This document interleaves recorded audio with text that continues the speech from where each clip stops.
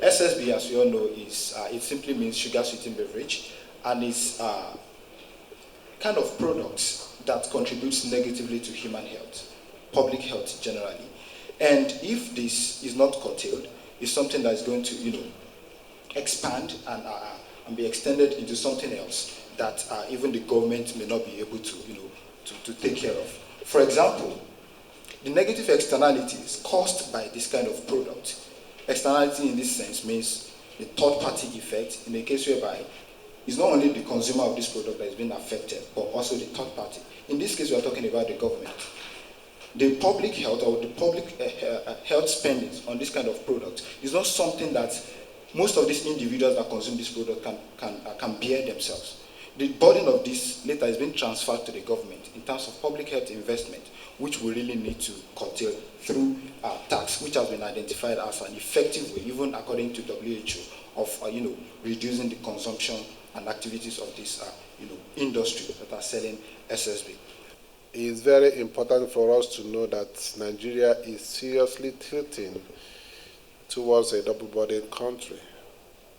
A double-border country in the sense that the non-communicable diseases are also gradually and persistently overtaking the communicable diseases. And you see, when you come into a country like Nigeria, where you find out that the non-communicable diseases are also competing with the communicable diseases, that means there's a problem.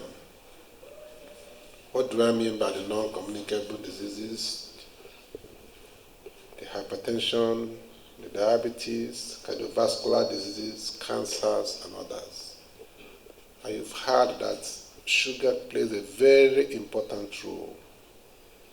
And so what we can do is to pass the knowledge. I make bold to say that we are all not interested in raising revenue when Nigerians will die of something that we can prevent. Why are we talking about tax? Probably that's a way of deterring people from doing the wrong thing. But I strongly think that primary prevention is key, letting people know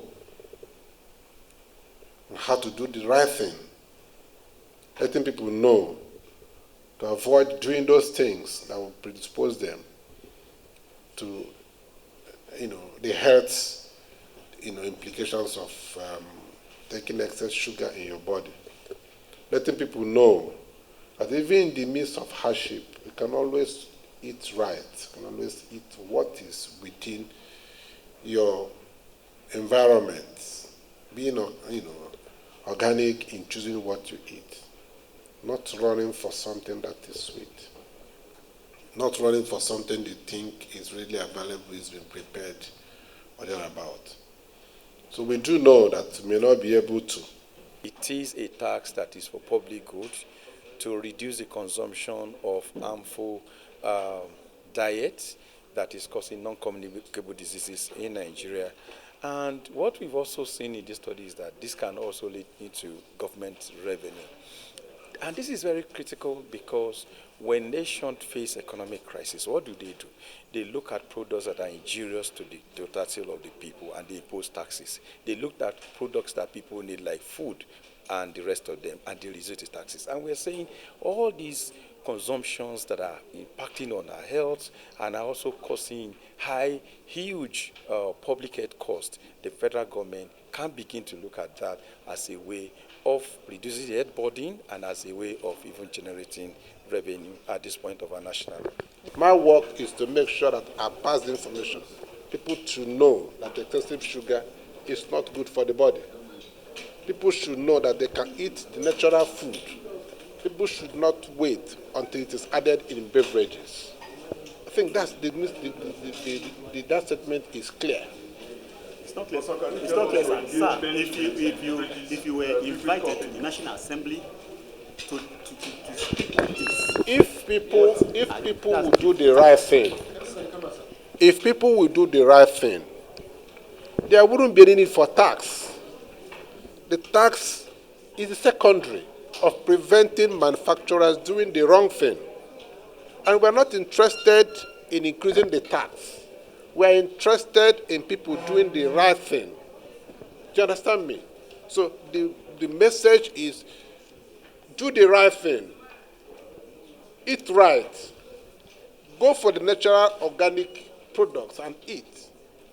And if you are manufacturing, there is a regulation that a particular quantity should not be exceeded.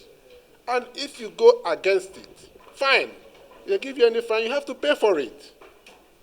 Do you understand me? Because you don't need to tie with the health of Nigerians.